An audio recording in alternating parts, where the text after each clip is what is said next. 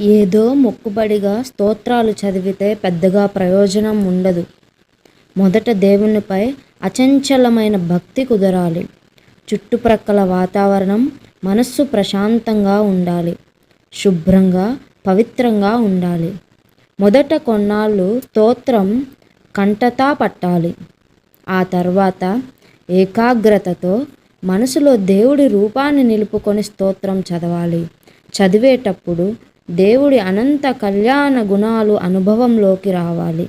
దీనివల్ల భగవత్ కటాక్షం మన మీద ప్రసరిస్తుంది.